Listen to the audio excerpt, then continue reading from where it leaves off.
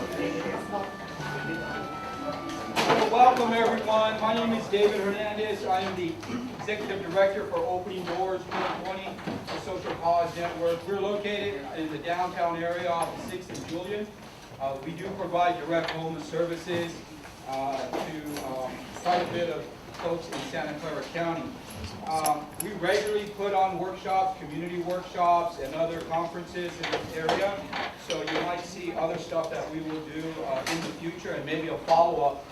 This session is going to be videotaped, so we could go ahead and let you know how that turns out and what it looks like down the line. Before I get started, I just want to give you a quick profile on our speaker today. You know, it's 10 cities in Silicon Valley, and so I want to make sure that you have a better sense of what Chris does and who he is before he gets started. What he's going to do is chop his presentation up in two sections. First section, he's going to start maybe about 20 minutes, go into it, a 10-minute Q&A session, and then go to the next session, and then the other second Q&A session. So if you have any questions, I'm asking you that let's hold off for the first session, ask those questions when you take a break, so then we go to the second session. So a little bit about Chris. Chris Herring is a doctoral candidate of sociology at the University of California, Berkeley. His research focuses on the production and regulation of poverty and housing in U.S. cities. Chris's research, writing, and teaching embraces the ideas of public sociology and community-based research. He has collaborated on two major studies and publications with the National Coalition on Homelessness and the San Francisco Coalition on Homelessness. The latter, where he continues to organize as a member of their human rights work group. He has also collaborated on research with the Anti-Eviction Mapping Project, the Western Regional Advocacy Project, and ACORN. Chris regularly consults with think tanks, county governments, and legal aid groups. So let's give a nice round of applause for Chris coming all the way from Berkeley. Thanks a lot for having me, David, and thanks to all of you for joining me. And I'm really excited to share some of my research here in San Jose and hear how it compares to some of the places I've looked at more in depth. So I thought what I would do today, as David mentioned, would split it up into two so we can get some questions in the middle and it doesn't seem like a super long talk. And I first want to lay out what I see as the problem of encampments, both in terms of how city officials and residents and businesses see the homeless problem, and then, of course, how homeless individuals themselves face the problem of existing and surviving on the street. And then, so I'll go over some of my research that's mainly going to be based in San Francisco here on this part. And I'll be talking about the criminalization and also the problems in the shelters. We'll do a Q&A, and then I want to share some research on what some alternatives might look like. And these include efforts of decriminalizing homelessness that I've worked on over the last 15 years, and then my research on large-scale encampments and how cities are legalizing and sanctioning some of these encampments as an alternative to the street and the shelter. And then I'll conclude talking about the limits and shortcomings of what these organized and sanctioned encampments can bring and how we can do better. So first I'll just give you an overview of my two research projects that I'll be drawing from today. The most recent one, and the one I'll be starting with, is my dissertation research in San Francisco, which has taken place between mainly 2014 and 2017.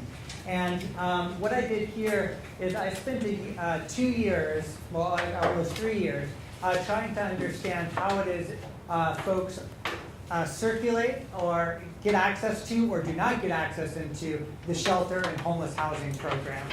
And to do this, I spent time in encampments, including 57 nights sleeping out on the streets embedded with different encampments, and spending days with folks recycling, panhandling, and accessing services, going to the courts and the jails. I spent another 92 nights actually embedded in shelters when I was able to get a bed, which is very tough in San Francisco, doing this one-day bed. But at the first week of each month, there are some vacancies as people's welfare checks come in and people take a break. from the shelters, and then spent many days with people trying to access the shelters in general. And then finally, I spent 70 nights in private single-room occupancy hotels, where a lot of people are using their SSI checks or just their welfare provisions or money that they've made to take a few days off the street. And then I followed homeless folks into the supportive housing programs. And I've been with a number of people now that even came prior to this research who have moved into these housing programs, and unfortunately a number who have been evicted from them or who have had to leave, and seeing how folks move through these stages. And then in the second year, I spent a lot of time with folks managing homelessness. This included ride-alongs with police officers. I went on 23 ride-alongs, which was surprising. I wasn't expecting to get access to the police since a lot of my work was on decriminalization. But they basically, once I presented the research, were like, you've got to see our side, and invited me out. And I talked to the Coalition on Homelessness about this. And yeah, they thought, okay, they're going to be just trying to please the ethnographer, but they knew that I'd already seen what the policing looks like on the street already. I've received citations myself, had been asked to move along, had been offered bus tickets out of town. I knew I had already seen this other side. I spent also 3 months where I would spend weekly office hours with the shelter social workers who were offering people housing and trying to get them connected with housing. So saw that side. I went out on outreach with the Department of Public Health HOT team, the Homeless Outreach team. Got their perspectives, which also then went along with the sanitation workers. So really seeing how all these frontline bureaucrats are dealing with these encampments on the day-to-day basis. And then finally, I looked at these political struggles. I went to a lot of homeowner association meetings.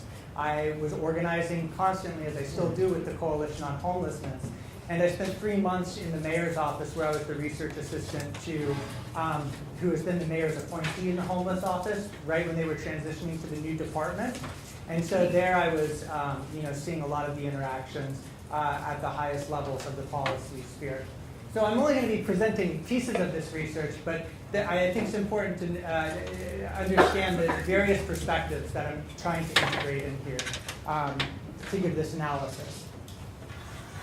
And then this earlier research, which I think is how this was mainly billed about these large-scale encampments, was done earlier. And unfortunately, some of this stuff is dated. It was mainly done between 2009 and 2012, where I was looking at camps where there were more than 50 people in one space. And I looked at 12 camps in 8 counties across the West Coast, from Seattle, Olympia, Fresno, Ontario, Ventura, and there I was mainly doing interviews, again, looking at city officials, nonprofit service providers, and advocates, and then interviews with homeless individuals in the camps, including 3 months where I was staying in Fresno's Village of Hope. And so in the second half of the presentation, when I talk about the alternatives and what possibilities safe organized spaces and transitional villages can provide to cities that are considering this, I'll be drawing largely from this. Okay. So first I want to define the problem, drawing on some more of my recent research. I think the biggest problem is that right now the city's main approach to homelessness is criminalization. When I was on the streets, the number one city official or representative of the state that we would interact with would be police officers and sanitation workers, who would be often, they would be carrying the threat of calling the police if we didn't follow their orders. And so there have been a rash of anti-homeless laws that have been being passed since the 1980s. They're increasing faster now in the last 5 years than ever. And this is what I'm defining as anti-homeless laws, drawing off of some legal scholarship here. And these are basically restrictions that prohibit life-sustaining activities that homeless people have no choice but to undertake in public. And as I said, this is not unique to San Francisco or even California, but now more than half of U.S. cities have this. In California, it's pretty ubiquitous. In a survey of 59 cities, every city have at least one, and most cities have many. The average California city has 9 anti-homeless laws on their books, San Francisco has the most with 24. LA close behind with 21. I'm not sure what is here in San Jose, but there's a great report that you can find cited here to learn more about that. So, did somebody say how many there were? Oh. Okay, so how are these laws enforced once they're in place? I think a lot of us have an image that they're enforced through this sort of top-down aggressive patrol by, big city mayors, most famously starting with Mayor Giuliani and William Bratton.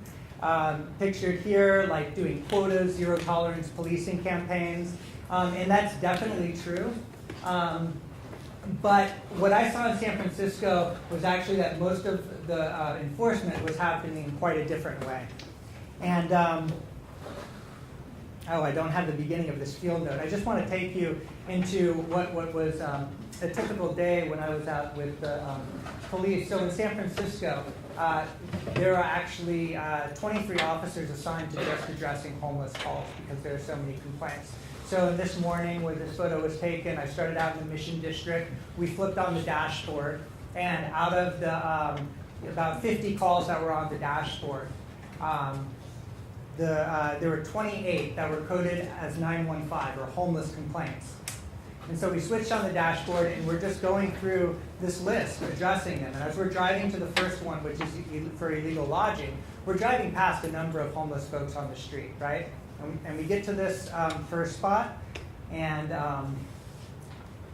Rodriguez, one of the officers, parks the car, both get out, and Sharkey, the other officer, takes out his baton to tap on the tent pole as if knocking on the door. Tap, tap, tap, tap. Good morning, SFPD. Can you pop your head out for a minute? The fly unzips and the tired face emerges, unfazed. Hi, good morning, sir. How are you doing? Sharkey asks. Good, thanks, the man calmly replies. Sharkey continues, so I guess someone called this morning and complained about lodging here. So I guess you set up here last night? The man nods. Business is getting started, and it would be great if you could just, move along. Otherwise, they're going to just call again, and we're going to have to respond.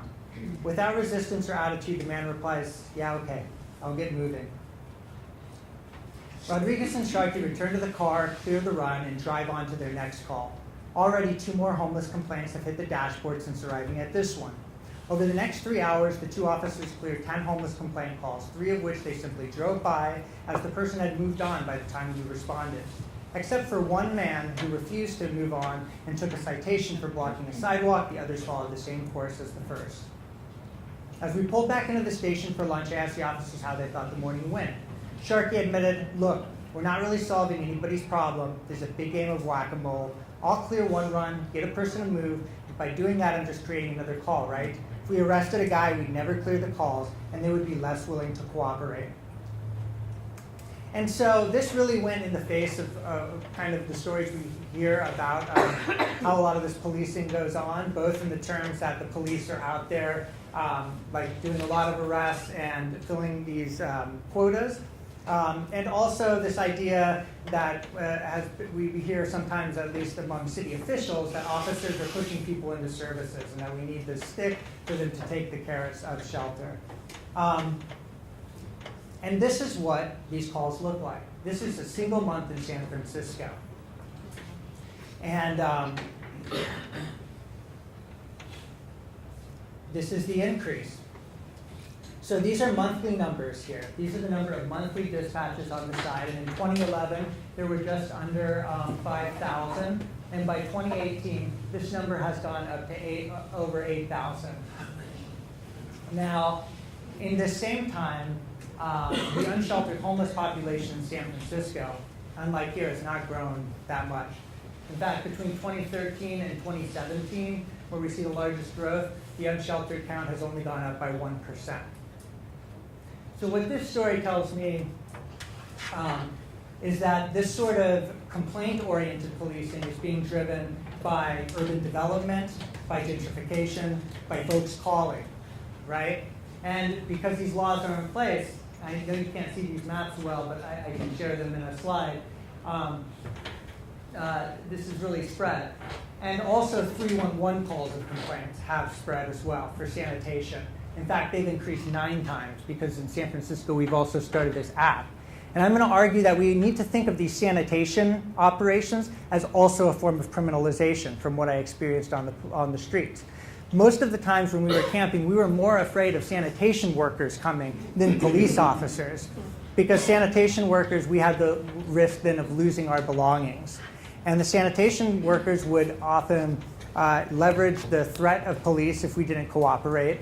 And often the police would use their power to dispossess us of our property. Right now in San Francisco, they're taking tents as evidence to enforce the anti-camping ban, even though our district attorney has said we're not charging this because of the Martin versus Boise recent decision that says it's a form of cruel and unusual punishment to give a citation or arrest somebody if there's not enough shelter available. But yet they're still collecting the tent as evidence. Or as we would see often, even when I'd be in an arrest situation. One day I was out on outreach and I saw this a number of times, but the one I wrote about was this woman, she had necrosis in both of her legs. She was unable to move as quickly as the other folks. And so the officers, it wasn't that there wasn't discretion, it was just driven by police, but the discretion would be towards, who's the dirtiest or who's not cooperating, and they would use them as examples. And this woman was sitting in the police car when I arrived, and I asked, why was she detained? And they said, look, other folks were cooperating here. We've given her 2 warnings, she wasn't moving, and we've got to clear her stuff. Now, they could have just driven her to the jail down on Bryant Street, but they were waiting, and I waited with them for 30 minutes. I asked, can I go save her stuff? And they said, no, you can't steal her stuff. You can't take it. They waited 30 minutes for the DPW, Department of Public Works truck, to come and take the belongings. So what's really going on here, and I ran into her the next day, she was back on the street without her tent, in the same clothes, right? And they didn't even charge her. They brought her into the station, held her for a while, and she was released again.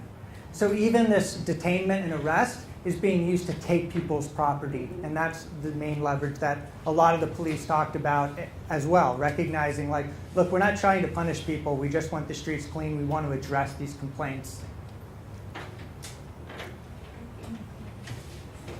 I don't think this is an issue specific to here, but it's worth pointing out that about 9% of the 311 calls in San Francisco, where people often think that I'm reporting a homeless person so that they're not calling the police. 4 to 9% of those calls go to police. Here, for instance, this is on their app. We have a homeless concern where a person reported needles surrounded her daily with blood on her body. She is in the location daily and looks very, very sick. Type of concern, well-being check, non-emergency. How was it handled? Closed, case closed, citation through the police order, right? And yet you often heard the mayor when they first put up this app that it was going to help homeless folks.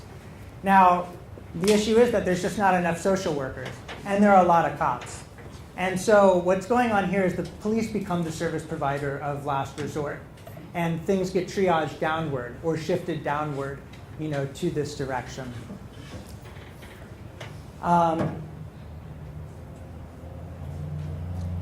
So I think it's, the use of arrest is different by cities. You read headlines in LA and Portland of how arrest is very heavily used.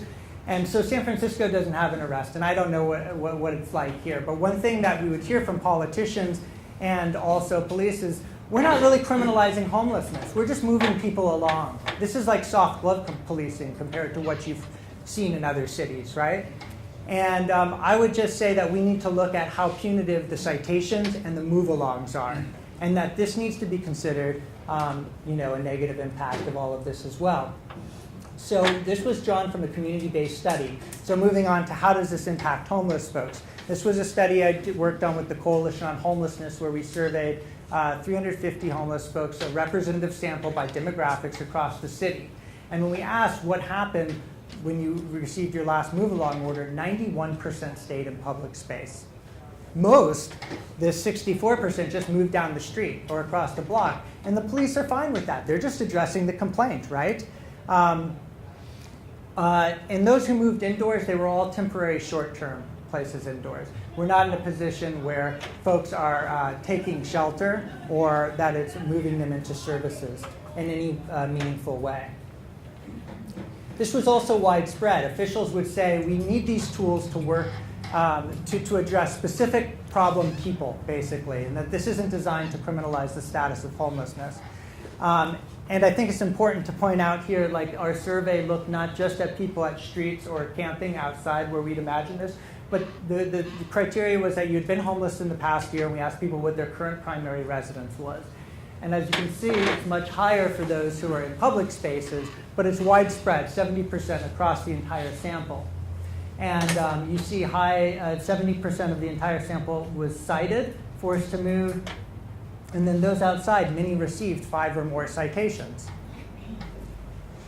San Francisco gives out about 10,000 citations just for anti-homeless laws every year. When they're given, we ask what happened with your most recent citation. 90% went unpaid, but 62% were unresolved. So this isn't like the Ferguson citation thing where the city's making money off of it. It's very costly to the city to process all of this, but most people can't pay it. And what ends up happening is incredibly detrimental. And some of this we've changed, and I'll talk about this in the decriminalization, but at the time of our study, for every unpaid citation, there was a $300 civil assessment added. Fine may go to collections, driver license is suspended, and arrest warrant is issued.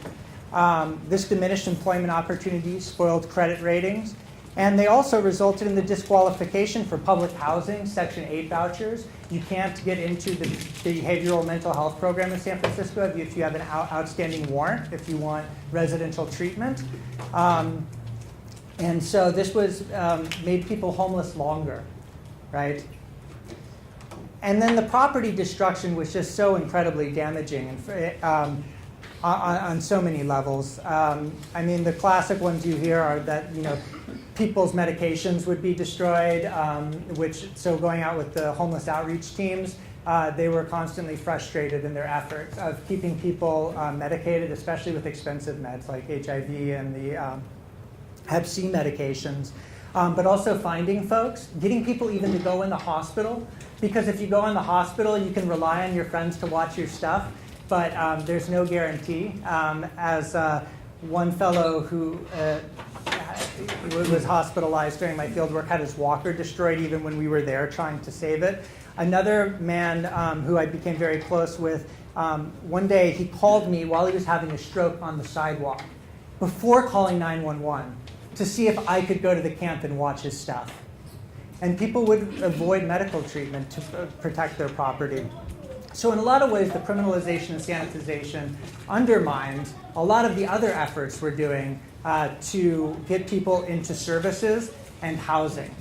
And so a lot of these findings just complicate this narrative that we often hear from our politicians and sometimes even service providers, that we need to increase the criminalization or the sanitary efforts to get people into services or to increase the political will.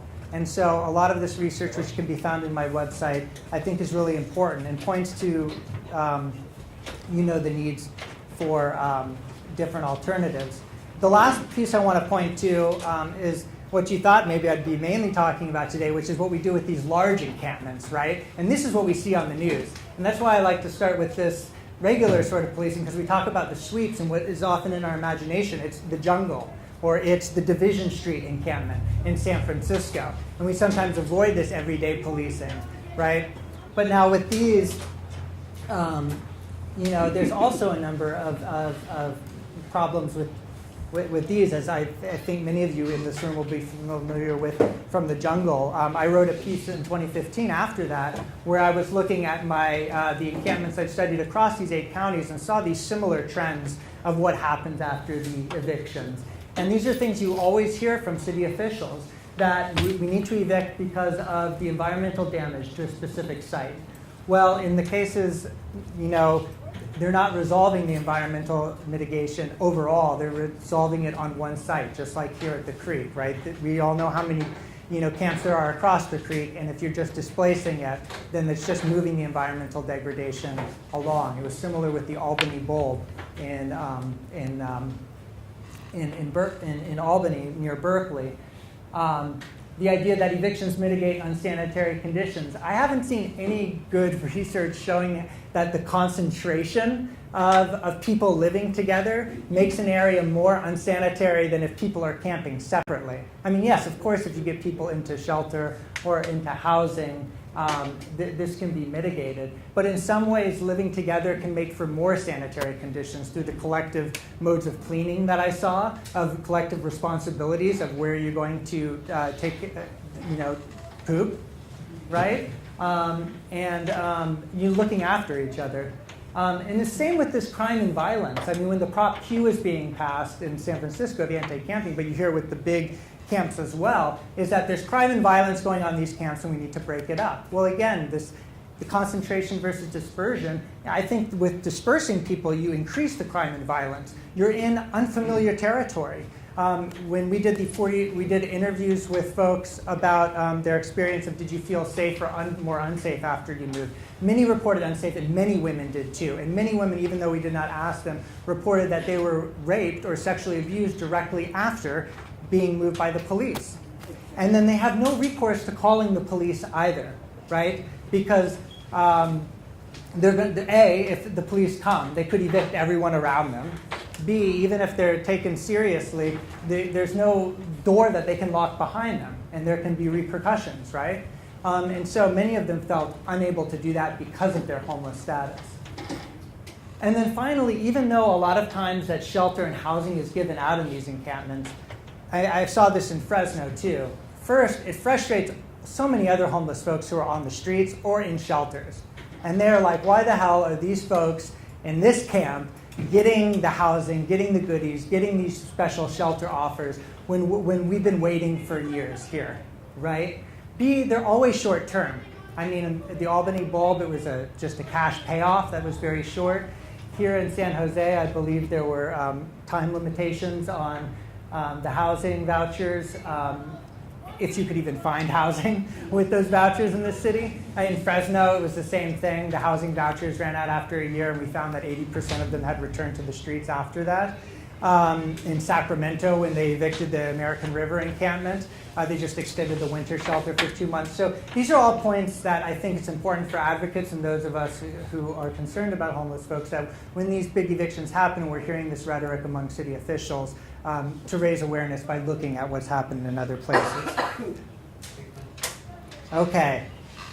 Finally,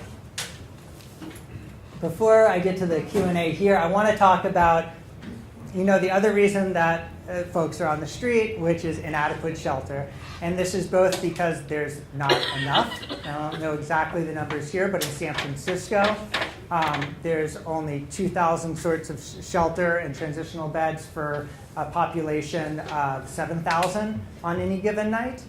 Accessing this, you can get a 90-day guaranteed bed if you are willing to go and able to go into the city's general assistance workfare program. But if you've got Social Security, you can't even access that. And there are lots of other reasons why people can't access general assistance, or if you have a medical issue. So if you can't do that, you get on a wait list. And the wait list is currently 6 weeks to get a 90-day bed, and it's only 90 days. After that, you have to get back on the list and wait again. Now you can get a one-night bed, but except for the first week of the month, and even then there's a wait. The wait is usually 4 to 10 hours a day to get a one-night bed. And even after waiting 10 hours, many nights you don't get a bed and you end up sleeping in a chair. So the wait itself is a huge reason that people are not even trying to access this shelter.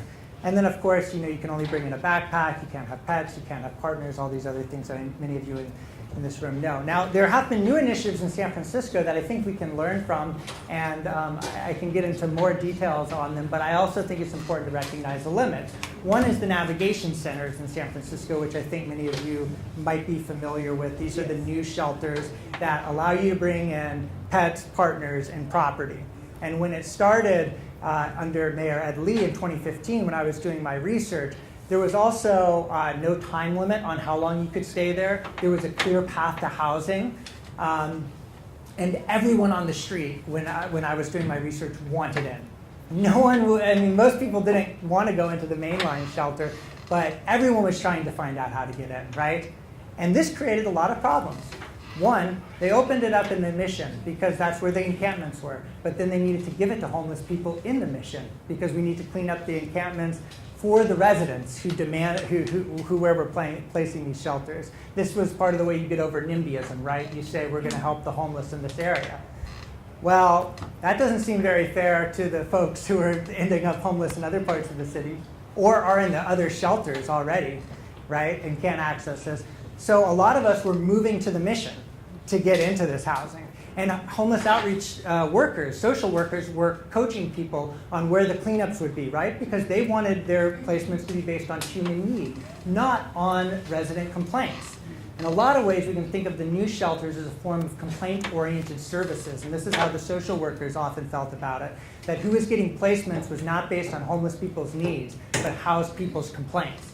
We see this with the tough sheds in Oakland, too, right? You build up the new shelter, you do the camp clearances, who gets in? The people who are being evicted and criminalized, not always the people who need it the most. And over time, the Navigation Center has increasingly become a tool for this sort of criminalization. There's more and more limits on it. It's like down to 30 days is the new limit on it. There's not the strong housing connection anymore. But the one thing that is really great about it is that it reforms a lot of the problems of the shelter with the pets, property, and partners. And they're much more humane settings from the folks who have gone in. But that's just to say that rather than mitigating the criminalization, it's enhanced it in a way, and it's becoming a complaint-oriented service. So that's great. We're up to noon, and I've got the alternatives coming up, but why don't we do some Q&A, because I've already presented a lot of stuff. Awesome, guys. So we're going to spend about 10 minutes on questions. Sounds good. So we can get to the next piece of the presentation. We'll go ahead with Sandy. Yeah, I have a question, which is how do you deal with the, what we're talking about is the symptoms. We need to deal with the underlying problem, which is this housing crisis. San Jose, general plan is to get rid of 400,000 people. So they just want them out of the city so that they get more room for these tech companies and everything.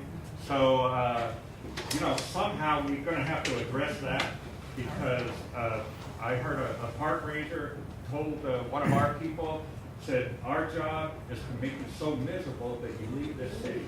So if that's the agenda of our city councils and our board of supervisors, how do we address that? Because otherwise we're fiddling around with the symptoms, and even nobody's fought harder for sanctioned encampments than I have. I've been fighting ever since the jungle with Robert and some of the other people and Hope Village. So we've been fighting for that, but it's really just a symptom. And if the city is trying to get rid of people, how do we change that? Do you Got want another to do question over here. Karen? Okay. I think it's not a question, but a comment, kind of follow up on what Sandy just said. I know whenever I go to any place that involves a city council member being part of a discussion, they're always handing out flyers. And part of what they say on their flyers is if you as a citizen have a problem with garbage in your community or any kind of a problem, and they always include homeless issues too, then they put a number there for people to call as if homeless people are like garbage sort of thing. And so I think that that's one thing that we could do. We could ask our council members to please look at their material that they're handing out and the implications of what they are putting out to our community. Because we don't want people to be seen as garbage to be swept. Do some more? Okay. So I'll get more to the alternatives and the housing. I don't even think I'll get up to the housing question. My area of research right here is, in this situation of immense scarcity, then how are we dealing with it? And I do believe that there are way more humane and effective ways of dealing with the problem. But absolutely, I mean, We could go all the way up to capitalism and poverty, which homelessness has been separated to, and I think that's always important to have in the discussion. Yes, this point of the education of both at community police meetings, among politicians, I often hear, saying, if you have this issue, call, without very little education around what that call entails and what the outcomes are and how it just contributes to the shuffle. And I think that a big part of what we're working on with the coalition is educating officers in their meetings and saying, you're just shooting yourself in the foot when you're doing this. It's better to let the public know about the reality. Similarly with the politicians, like making them aware of what's going on with the 311 calls. A number of them are no longer encouraging their residents to engage with that. And especially with the garbage issue, it's like when we were in the encampments and DPW would come, and most of the times they would give out trash bags, and we would be doing our own cleaning with them. And like if cleaning is done in a way, and I'll get to it in the alternatives, where it's scheduled, like there's an agreement, like homeless folks will take part in that, right? And there's this incredible conflation that you get with this 311 customer service thing where you have homeless concern right next to graffiti and trash, and this objectification where you can actually go in San Francisco and look at these complaints and look at people taking photos of people laying on the street. And that's still in effect. As for the taking the tents as evidence, this is a pretty new development that started only 6 or 8 months ago that we found out, and we're working to end this practice. It's a new practice, and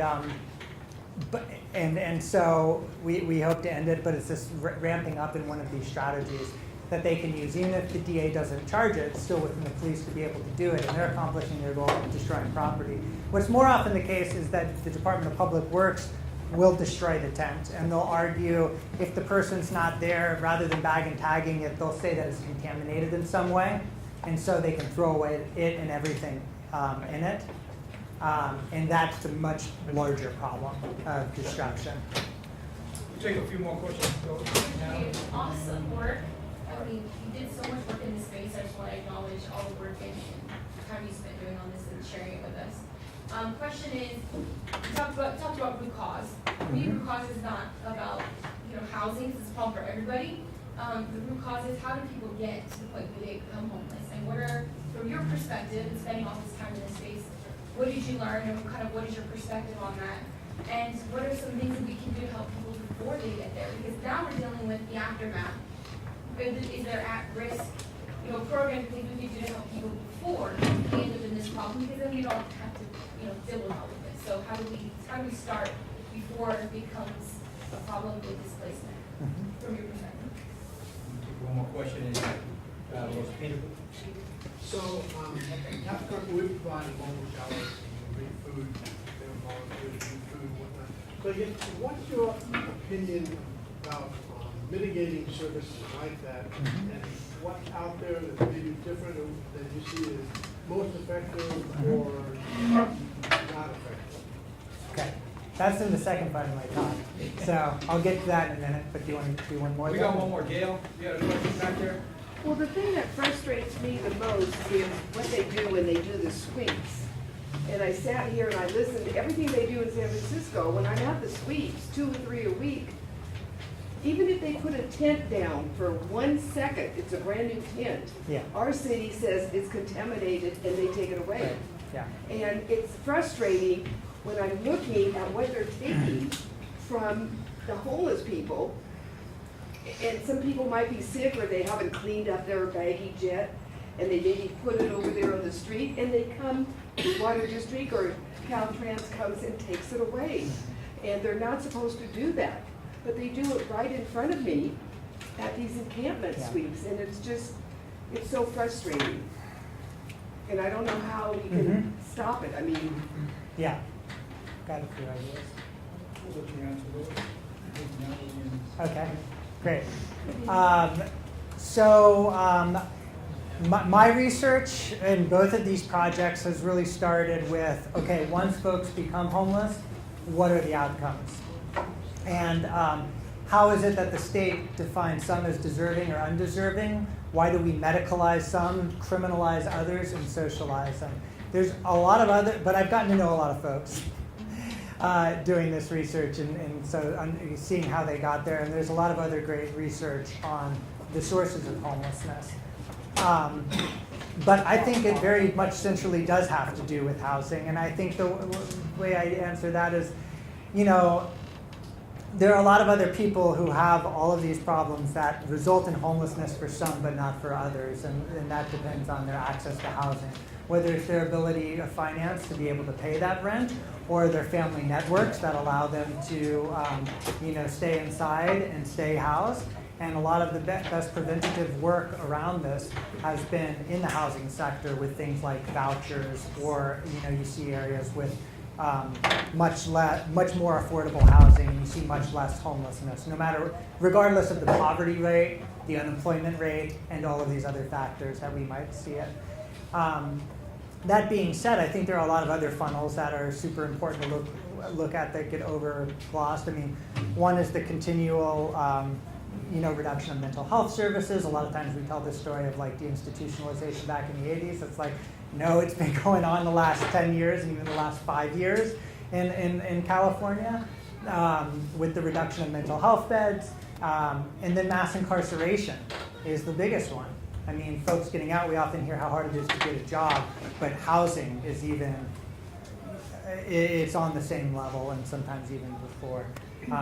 And then with family homelessness is what I've been seeing over the last 10 years is this growth in family homelessness, which has to do with eviction and precarious work, and then older folks who are becoming more and more homeless. I guess I can use this comment about so what do we do about the sweeps to transition to the alternatives? Because this is a specific piece we're working on right now at the Coalition on Homelessness in San Francisco, and also with LA Can, which is a campaign called Services, Not Sweeps. And we're making specific demands on the mayor and the city council and city agencies on how to take steps to reduce this destruction of property and criminalization. I wish I had the demand list available. I can send it to those who are interested. But one of the things we're specifically working on is how we can get to a system, like homeless folks want the streets clean too. They want their camps clean. They wish they had trash cans and porta potties. So it's great that we have these mobile services coming up as you're working on here. But they're fearful of it because it often results in them losing their property or interactions with the police. In San Francisco, a lot of times there's a police escort with the Department of Public Works sanitation crews, right? Which tells you something about how that relationship is felt. And often, sometimes because of that, they're not sending social workers out. They try to send them out beforehand, but again, there's very little places for them to go. So one of the proposals in both LA and San Francisco is that you have scheduled sweeps. And I saw this work in San Francisco where this kind of went on, tacitly between the sanitation workers and homeless folks. Like, you knew what day they were coming, you'd be there, you'd be helping, you'd be doing the trash. It worked better for the sanitation workers is part of the reason they did it. So if we could get this on a citywide scale, right? Now, of course, the problem with this in the eyes of the city and the folks making the complaints is that you're not moving people around. You're not getting people off your doorstep with this strategy, right? You do get cleaner sidewalks, you do get more cooperation, you do avoid the health risks that city officials often say this is why we're doing it, right? But those folks are gonna be able to live there more stably. They're going to be stable. I mean, this is a trade-off, but it's for real. There's an insecurity of housed folks, right? And that's causing this calling and these complaints. And that directly increases the insecurity of unhoused folks. It's not like a win-win in this situation here. And we have to recognize how that instability prolongs homelessness and perpetuates poverty and is not solving the problem and doing education with the housed folks to better understand this. So that's one of the things we're working with. We've talked about like how we can make DPW accountable. So if they're going to destroy something, they're really good at recording the number of tents they're taking off the streets in San Francisco right now. I mean, they have like city staff going around and counting tents, right? They have the DPW sanitation keeping stats on all sorts of stuff to show that they're effective at this. Well, why can't you keep stats and records of why you're throwing away the tent? So you do these before and after pictures to show, oh, the people have moved. Well, if you're going to destroy a tent because it's contaminated, well, can we take a photo and explain why it's contaminated? I mean, we don't want workers to be at risk. But as you said, what I'm seeing is they're just using that as a catch-all to destroy property. So there are like a lot of little specifics, and I can talk to more folks in there, but that is a level we're working on, like starting at with the services, not sweeps, is like very practical policies of like, okay, if you're not going to decriminalize homelessness, you're going to keep on going. These are some, starting at the lowest level and then working up to some of the stuff we've done in San Francisco when we mentioned decriminalization. Doing this research with the coalition, which was very like anti-cops and focused on the police, when we did this analysis of how the citations were working and stuff, we realized there were other levers in the bureaucracy that we could turn to. So for instance, when we presented our research findings to the district attorney and public defender, they realized that this was a big taxation on the courts that they didn't want to be dealing with. And they very silently, because there probably would have been political backlash, dismissed 60,000 bench warrants for unpaid citations for things like sitting on the sidewalk, right? And that just happened like 2 years ago. No one knows about it because they're, it'd be part of this more story of like, we're not punishing folks enough in San Francisco. But that was huge. No longer are bench warrants issued to people for the unpaid citations. And just more recently, and this has been a broader collaboration, not just with homeless folks, but with poor organizers of poor people's movement, of ending the suspension of driver's licenses, right? So I don't know how much of this is going on in San Jose, but I'd be happy to connect you with people at the Treasurer's Office and the Financial Justice Project in San Francisco who've done great work around that. As I mentioned, we're doing decriminalization work around how we can get more scheduled sanitation. There's work at the state level that is much more politically challenging that would pass the Right to Rest Act, which organizers are working on. Because there is this thing, as someone mentioned, of we want you to leave this city. So it's kind of a race to the bottom where every city's trying to be meaner than the other, right? And there's a lot of incentives then to keep passing anti-homeless laws to this end. But the idea is if we can get on the state level a Right to Rest Act that would nullify these laws and make it legal for people to exist in public space when there's no shelter available, if they're not obstructing the sidewalk or private property, basically, right? This basically upholds the ideals of the recent court decision of Martin versus Boise, which I'm not sure if you're familiar with, but it was this ruling that was saying it's cruel and unusual punishment to give someone a ticket or arrest them if there's not adequate shelter available. What's going on now with that is that there's all these workarounds going on. So in San Francisco, police are given access to offering people a one-night mat on the floor where the homeless person has to give up their property, can't be with their partner, and would have to surrender their pet if they took it. Is that adequate? Is this what the judges meant? No. But and now they're also getting, in the Sacramento and some of the navigation centers, police are becoming the main referrers to shelter, right? We've got to save these shelters for the people who are being complained on the street. Otherwise, we're going to have to stop this enforcement, right? So now there are all these workarounds. And this is when we're having to look at some of these new strategies of decriminalization. Okay, but yeah? Comment briefly on, there's a new kind of politician that's coming up. We just got a new one in San Jose. It says the answer is just going to lock them up. What about that? I know you got it in San Francisco too. Lock up the mentally ill. Okay, the mentally ill. Substance abuse. Yeah. The people living out on the streets that act crazy. Just lock them up. That's what we have a city council person here just came out with a new proposal. Okay. Yeah, I can get into it more after. I mean, there's a few things going. I don't think any supervisor is saying we need more incarceration. There are some, though, specifically on the mental health issue, that we need to conserve, that we need more powers to conserve Right. the mentally unstable. And look, there's no increase in mental health beds with this bill that's going through and with this policy, right? And so, yeah, you're not, and most of the folks I know in this space think it's just politics, like a political showmanship, that it's not really going to be effective. I haven't studied a lot into it, so Actually, that's I don't want to exactly get what it into it, is. but I just wanted to bring that up. I mean, I think the biggest problem there is that what you're doing is you're giving the police, it's to be conserved is saying now if you get enough 5150. So again, that's putting more power into the police to make this referral into mental health services. So if there's any outcome, it's going to be people who are getting the mental health beds are those who are being hit by the police the most, rather than, say, mental health providers maybe. But I don't want to misrepresent that.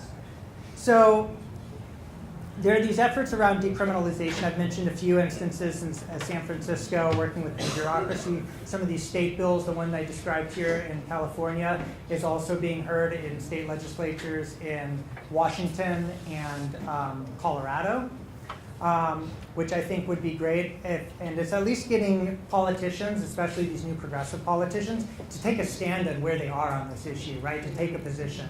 And the Democratic Socialists of America in San Francisco and LA are pushing that, because it's something politicians want to avoid. And just getting them to come out on a position on this is useful in those efforts, and that's a new changing dynamic, I think. Okay, but even if you decriminalize, right, you've still got everyone on the street. You've still got all these issues with sanitation. And so the next step up is, as the gentleman here mentioned, with providing services where people are. So not necessarily creating a legal camp, but providing porta potties, trash access, et cetera, in these spots. They're expanding some of these toilets in San Francisco. Finally, they're realizing that people need a place to go to the bathroom at night. They've been locking up these pit stops in the evening, so they're expanding that. There's still, though, a number of efforts I've heard about. I get emails from people across the Bay who just want to provide a porta potty or provide some trash receptacles, and they meet this opposition from the city with the permitting. And so that's something I think that needs to be worked on within the local communities, because when it does happen in Fresno, they were able to do it, and it's just about getting enough community buy-in. But what I want to get to now are then this next step, which is what I had researched on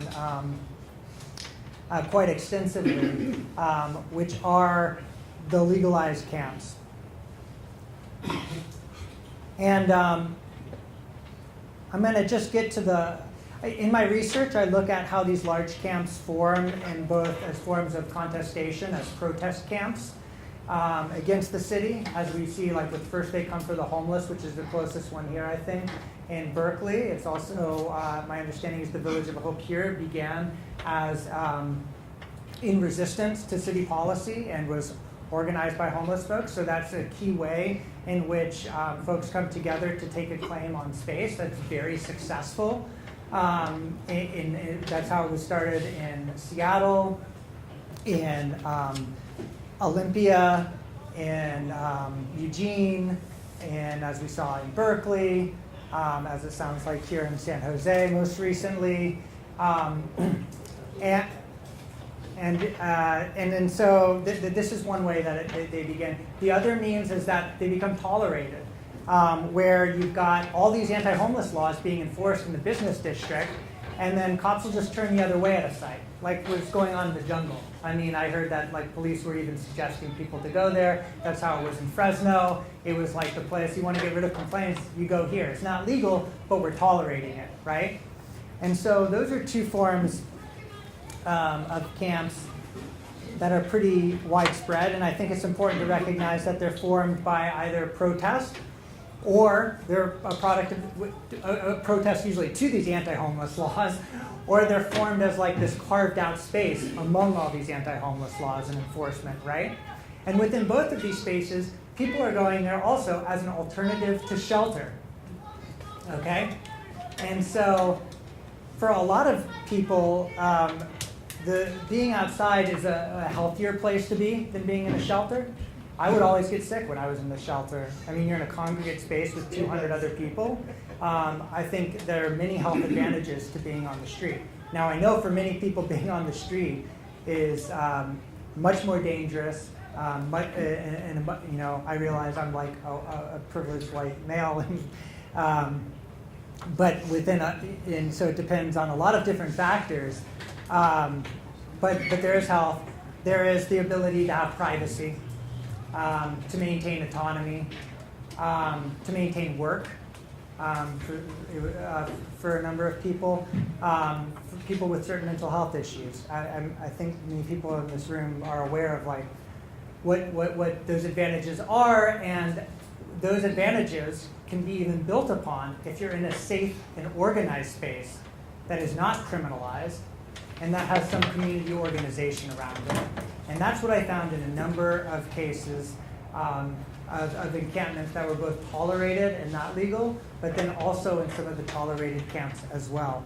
I mean, excuse me, some of the legal camps. So to talk about a few models of the legal camps, because I think a lot of people don't appreciate the diversity of these different models. And so a lot of city officials in their mind might have like one or two ideas of what a legal camp looks like, even though there are now over 20 across the US that vary widely. And I think one, as I'll show in this distinction, to me one of the largest ones is in terms of self-management. To what degree are homeless folks themselves participating and integrated into the day-to-day management? And those of which that really just resemble outdoor shelters, that kind of reproduce the same rules and regulations of the shelter. And I'm not, now there are problems with both, and I'm willing to talk about both, and there are people who will prefer the regulated shelter space to the self-managed case. There are folks in that category, but I think we need to recognize the diversity of these and see what is gained and lost. So the first type of set of camps I want to talk about are those which I call accommodations. So these are camps that are legalized, but maintain a strong participatory role of the homeless individuals themselves. And in my paper and work that I include here, I include Dignity Village in Portland, which began in early 2000. And they've really developed this. They've had a longer institutional history. Not only do they not have it, their nonprofit 501c3 is the members of the camp themselves and homeless individuals who sit on the board. They have a piece of land that is leased by the, oh, did I get that wrong a bit? No, but I also want to point out that they don't receive any funding at all from the city, the county, or the state. Right. Self-funded. Yep. So that's another aspect of these self-managed camps. They're a lot cheaper. I recently heard about the tiny home village being set up here in San Jose and heard like $1 million, right? I mean, yeah, you need money if you're going to have services and you're going to build it out like a shelter, but there are models like this that are working that do not rely on public funding. Now, the folks in here are able to.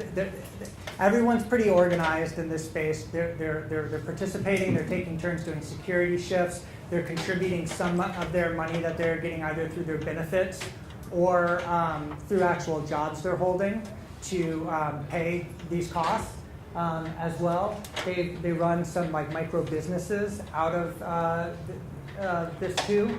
They're really committed to sustainability, and it's a really well organized eco-village. And that's pretty unique, but we're seeing some more of these tiny home villages that are more developed following in this path. The one in the middle here is what a lot of the new camps in Seattle look like. This is Tent City 3. Seattle, when I was doing my research at the time, had only 2 legal encampments. Now I believe they have 8. So this is a city that has embraced this model, and it's finally up to a scale that is significant. I believe it's like now maybe 1,000 people in these camps at a time. Maybe it's a little less, but it's a part of their service ecology there. And these were mobile. They were moving every 90 days, and they were moving on church property. So this overcomes the NIMBYism that you get when you try to set up a shelter, because no one's property value is going to go down if they're only there for 90 days. They're on church parking lots, and this is really important. The way in which a lot of these legal encampments got recognized was not because poor people were demanding their right to exist, but because churches were demanding religious rights to protect the poor. And it was through that partnership that allowed them to get the political legitimation and also get the courts. It was through a court ruling saying that as a church you have the right to have this on your property. We've seen some initiatives also build out where they're allowing church parking lots, right? You're not paying taxes on this lucrative land. And what? So folks can, park the Wednesday night Bible study and Sunday, church service. I know there's other stuff in between, but I think that's something cities really need to leverage and encourage the use of this public benefit, right? And even if it's just what's becoming more popular now is vehicular programs, so people can park overnight, right? Safe parking. Safe parking programs, as there is. You've got one here. Yep. Yeah. 7. Yep. 7. 7 of them. Wow. We were looking at, yeah. Not counting the one run by the city, or the 3 run by the city. Okay. Well, there's 4 programs, and they have different amounts, but our organization runs 4 places. Okay. This is 1 5, and the city has 3 lots, so we Wow. and then there's one in Mountain View, another one in Morgantown. Great. Yeah, I know we're looking at it in San Francisco, although what the supervisors really want to push there is for RVs, That's what and that's yeah. what's Yeah. challenging.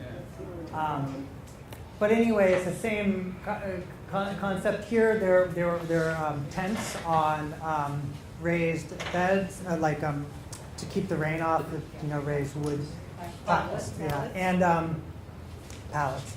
And here, we were talking earlier. Some groups in San Francisco are trying to do this. There's more community involvement in here than in any shelter I'd ever seen, as far as like community members and their families coming out. A lot of people's volunteer opportunities at shelters, and it's great. You're feeding homeless behind the counter. In these spaces, it's much more, folks bringing supplies in, people bringing clothes in, people, eating with folks like around the table. Yeah, and so it has a very different dynamic of getting community engagement than I think the traditional shelters can do. And so that's the newer camps in Seattle. I have recently gone back and visited some that are run by Lehigh, the Low Income Housing Institute. This is an interesting model where they're an affordable housing developer. And as they get property that they're going to eventually build affordable housing on, they open up that land to create a sanctioned encampment as it's waiting to be developed for affordable housing, right? A lot of the navigation center sites in San Francisco are based off this model. So here again, it's temporary. It's only going to be, but it's not 90 days. It's more like 2 years. And again, these are smaller than a lot of the big shelters in San Francisco. They're like 50 to 100 people. Some of them even have tiny homes that are mobile. They've got the showers. They've got the porta potties. They've got laundry. People can come and go as they please. But there's security there. So it's a closed place. There's a door you can close behind you, or a tent that you can zip up. The security's considered much better there. And that's what people really appreciate. There are a lot of these amenities that you can't get in the way that many shelters are set up. And again, some of these also, in contrast to the Dignity Village, they do have a nonprofit sponsor. But the nonprofits in many of these cases are very hands-off, or at least they were. It's getting more complicated now that the city is allowing more of them. They're making more demands. They're taking the same sort of oversight they have with the shelters and placing it on these providers. And it's recently caused some conflict in what I thought was one of the best models of this with these camps in Seattle. And this is from the city's demands. And so we can talk about that more in the Q&A, but it's going to get to the next point that I'm going to make of like when the city management gets too strong. But some of the best models I saw were the ones where the nonprofit partners were able to provide the sort of insurance and legal framework for it to survive, but had very little to do with the day-to-day management except supporting the participatory goals of the camps themselves. And before I move on, I also want to bring up a problem with these camps, and which is that when I was in Fresno, there were two camps. There was this type of camp. Actually, I'm going to get to the problem after I introduce the second type of camp, which we're seeing more of. And I think maybe I would change the name now. But during my research, there were 3 cities that had taken what was a tolerated camp, like a camp that was like the jungle here before they destroyed it. And they're like, okay, this is out of control, but we're not going to just evict you. We're going to create a legal camp. But there are some common trends here. First, all the legal camps are smaller than the ones they displace or evict. So, for instance, this case here on the far right, Ontario, is no longer there, which is also telling. It's called the Temporary Homeless Services Area. They had a camp that had grown to 400, and they said, we're going to improve this camp. We're going to add proper sanitation. We're going to provide better tents. We're going to provide security. But you've got to prove that you have some connection to the city, and you're going to have to follow these rules. They hired a private security guard that cost quite a bit of money, more than all the social workers. And at the end, only 100 people could go in. So you're 400 to 100. They wouldn't try to portray this as increasing the, as like an urban upgrading project, but you're ignoring the mass displacement that's going on there. Fresno was a little different. So this is similar to the place where I was staying, called the Village of Hope, where they were staying in tough tool sheds, which is similar to the Oakland model. That was very self-managed by the homeless folks and was overseen by the nonprofit. The city saw that there was more of a demand for this, and so they created one of their own, very much like Oakland. But here, instead of the self-management model where we would take turns doing security, take turns watering the plants, et cetera, they paid someone to do security. It was run with similar shelter rules. And so it was a different model. And what I want to say about this is that some people preferred that to the self-managed camp. Some people do not like the socialization or like that I'm going to have to be organizing with other homeless folks or taking care of my space. Some people couldn't because of their mental health issues or others. Now, some camps that I visited were accommodating to that. Others weren't, and some camps were very cliquey. And people outside of the camp would see this. And this is some of the issues, too, that they ran into in Seattle with the shelter oversight, is that some of the homeless in these organized self-managed camps want to actually be more exclusive and discriminatory than the broader city laws that are more accepting, right? But what I think was useful about this story here in Fresno is that there was a diversity of models. And a lot of people who were in the self-managed camp of the Village of Hope would not have done well at this space. They definitely wouldn't have done well in the shelter, and they were struggling and dying out on the streets, right?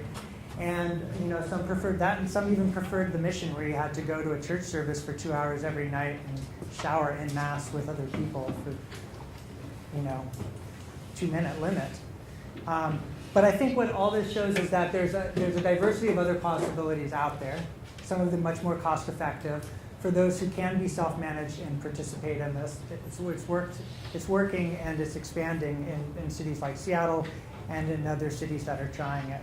The Oakland model, and I think what we're seeing more of, is the reason I wouldn't say co-optation is that the city's just, this is a new model. It's like a shelter alternative, but they're oftentimes very much city-run. And in Oakland, which I haven't studied this specifically because I've been in San Francisco very much, but on the street, from what I've been hearing, it's unclear of how you can get in. It seems you have to be like on one of these sites where in an encampment that's getting a lot of complaints and is being swept, and that's what's giving people entry into these spaces. There's now time limitations on it. It's very much run like the shelter structure, and a lot of folks who would have been open to a more self-managed camp are no longer interested in this. However, they're building it out. It's always full. People prefer it to the streets. But what's very disappointing to me is that there was a self-organized camp called The Village that was functioning, quite well, taking care of folks. And that has been evicted multiple times, and the city has ramped up its criminalization rather than reducing it, as one might hope, with the implementation of these camps. So I think with that, just go ahead and open it up to questions, and I can go into more depths in some of these models. Can I just ask you why you have focused in on the large-scale camps? The research that I've done over the past 4 years has shown that about 30 people in a self-managed camp is about a good number as an approximate number, but you focused in on camps that are larger, 50 or more. Is there a reason for that? Yeah, so, the idea of the research question back in 2009 when I started this in the media was all covering the sort of like new Hoovervilles. For me, it was if there were 50 people on a single plot of land, there's got to be a reason for that other than people choosing to be there. And so, I think 30 could be a 250 was like a clear cutoff, and I could then see this. And so, because as you're right, actually, what I found on the street is that you can't keep a camp together larger than like 10. Right. It really starts falling apart. Like 6 to 8 seems the magic number. You need to have folks that you can rely on because you're all poor, and so you need someone to pick up the slack at different points and to take care of you. But then when you get over 8, you get into this free rider problem, or you're inviting friends of friends who then get in fights, and you're vulnerable folks living in a vulnerable situation, and the conflict increases.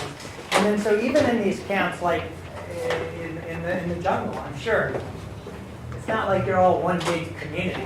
You've got all of these smaller camps, right? You're just all in one spot. Yeah.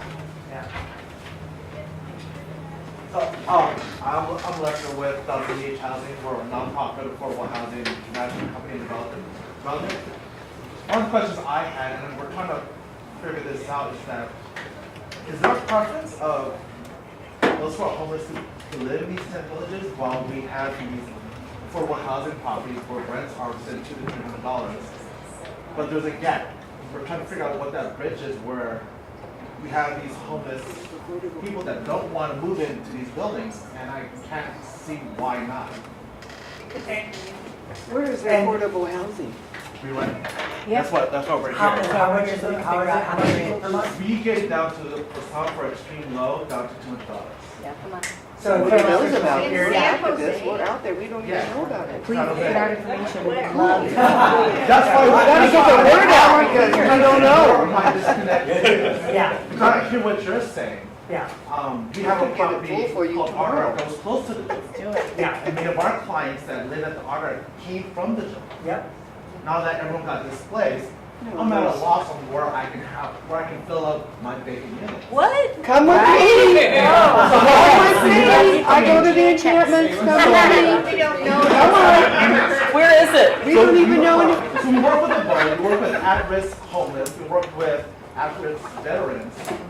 But when I talk to caseworkers, they're coming to us saying, we can't find our clients. Oh my God. Oh, I can give you hundreds of them if you want. So, really closely with. that's what I'm out here saying. Yeah, I think we need to talk to all the folks in the city. I'm sure there are a lot. Excuse me, I really need your card because we have, you know, we serve, child protective services. We have some families who sometimes cannot get their kids back just because they don't have a place to take them. Not because it's against the law, they are entitled to have their kids back, but it's like, I can bring them because I don't have where to take them, and that's what it's like.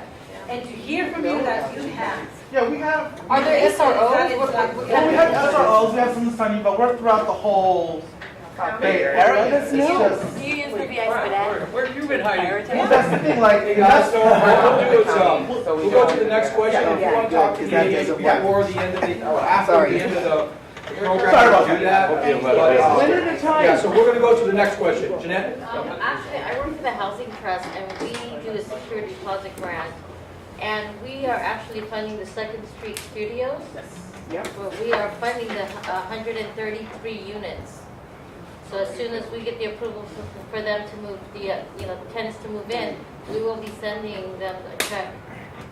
So we are funding, we are actually going to also we work with First Community Housing. And there is the other structure that they just did groundbreaking on in San Pedro. Yep. We're also going to be funding that project. And then also another one on 2nd Street. What's your group? Housing Trust, Silicon Valley. Oh, Housing Trust. Awesome, we'll go to the next comment or question. Bill?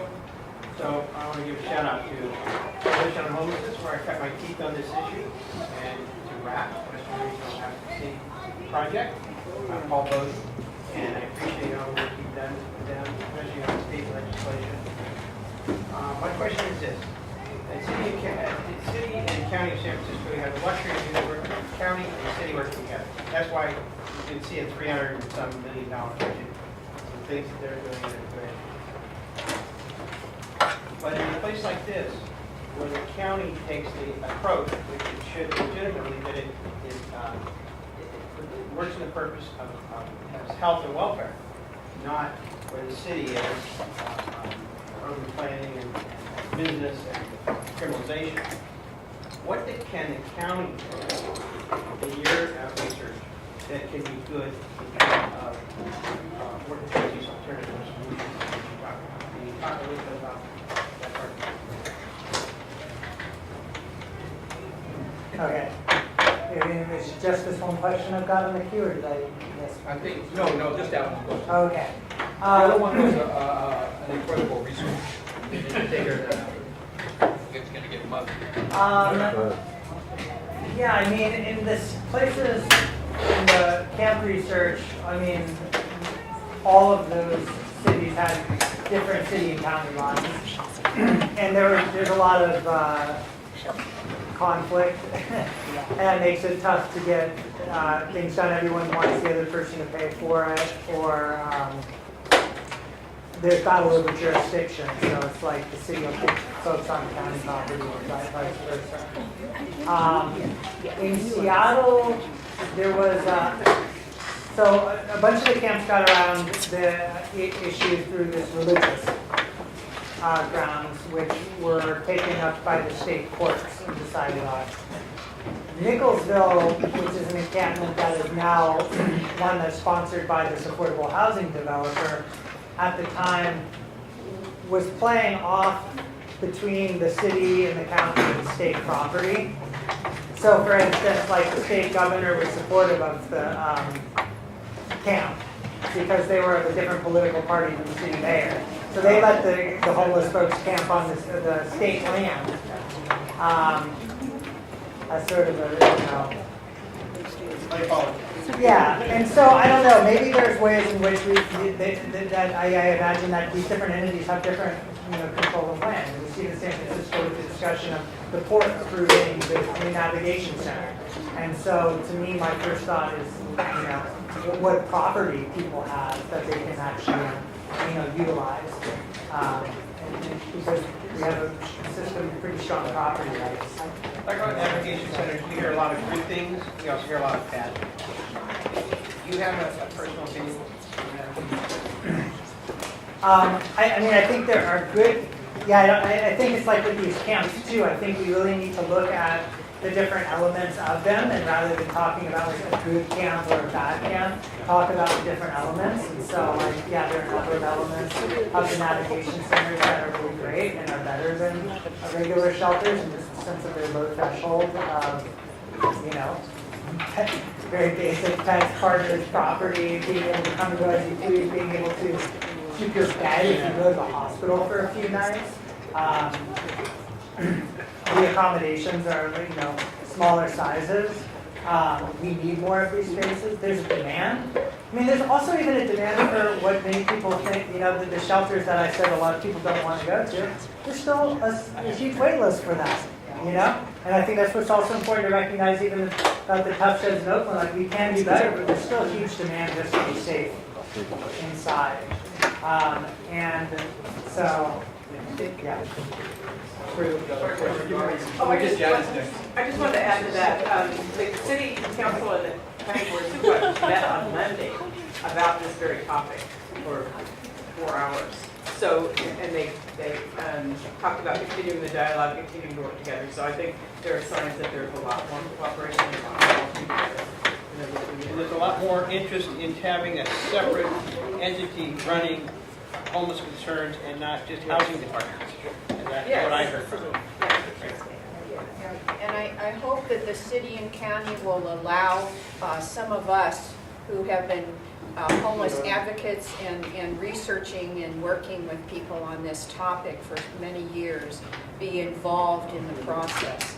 Because when all you do is turn the destination home time and again, we're not opening up the situation. We're, you know, keeping it the same direction. Just to follow up on that, I think that this point is super important. A lot of cities that are trying to, are considering opening up these camps, I mean, they're super touchy, hot topic issues. And in some cities where they have not reached out to the advocates, homeless folks themselves, because they're so worried about the legitimation among the house population, among the city bureaucrats, that they're really focused on getting everybody on board on that end. And that is important. But it can come back and bite them if they're not engaged with this other side, because there's going to be critiques coming from the advocates and homeless folks who are going to be moving into this project. I think that's something that we've seen in Oakland, and that could have gone better, right? If they had done a better outreach and cooperation with the advocates and homeless folks. And I don't think it's necessarily that it's you get into a negotiation where people want different things all the time either. I think as a lot of these models show, it's like you can actually reduce your cost, have a much lower cost form of encampments if you're able to integrate more of that participatory model, even though it is a bit more challenging up front, and how one goes about that. Yeah, Fred, let me get off Fred on Twitter. As far as resources, how in San Francisco or Seattle do they have a specific number where people can call? Like, for example, we have 211, but if you call, they don't always answer. But because you call the homeless concerns, they will always answer.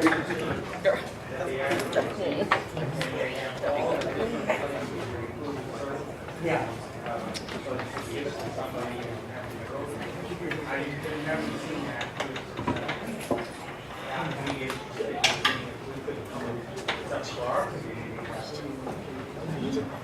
Yeah, because that's a good question for this. Anyone have any more questions? Robert? Okay, so I know that the city and the county have a real concern, and their main concern is liability. And if there was a way that we could overcome that, like, for example, some sort of insurance policy that would cover for liability, And I think now, a lot of these different places like Senior Village, they are insured. And that information needs to become available so that when a project is being proposed, we can then reassure the neighbors and the city that there's enough coverage for liability that would allow these projects to go forward. Because that's one of the first things the city puts in, oh, we can't do that because of liability. We didn't have any trouble getting insurance coverage. And the other thing is Dave Cortese flat out said, and that issue was raised, county self-insured, this should be a non-issue. Right. So If it's you can get- really political coin. In other words, the level of liability is minimal. Right. Right? It's just a political coin to stop things from happening. Right. But that's the way you can overcome that nickel, that political point. If your insurance If you're not gonna get the cooperation from somebody, Yeah. then you pay for insurance. Right, but it's not very expensive. It's $1,000 for the year. Yeah. And that was through Casa de Clara. And We got another question over already here, have insurance that covers, if the church is involved, their insurance is more than adequate to cover that. Yeah, people have done this, and I can, there are different models, and I can connect people with, folks that even from private property to churches to, whatever. You hear that a lot, but there are ways to do it. Right. Got a question right here. Through your personal experience, especially living in Austin, do you feel like, sometimes I feel like the vocabulary and people talking about fighting homelessness and being homelessness for good, it's a very progressive and obviously in this idealistic world, that would be great. But do you ever feel like that harms and any ways of that experience?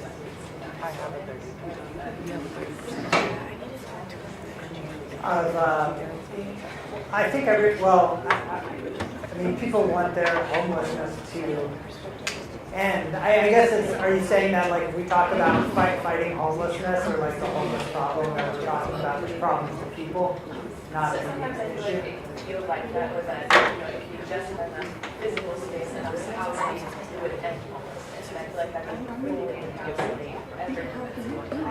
I guess I'm just asking more, your personal experience. I'm still not sure of of what you're asking personally. I mean, the issue with housing, that's not true. We have enough housing for every homeless person in this country. I mean, there's vacant housing even in San Francisco for the homeless population. So. Okay. Yeah. Anyone have any other questions before we call it a wrap? Thank you, Chris. Thanks, guys.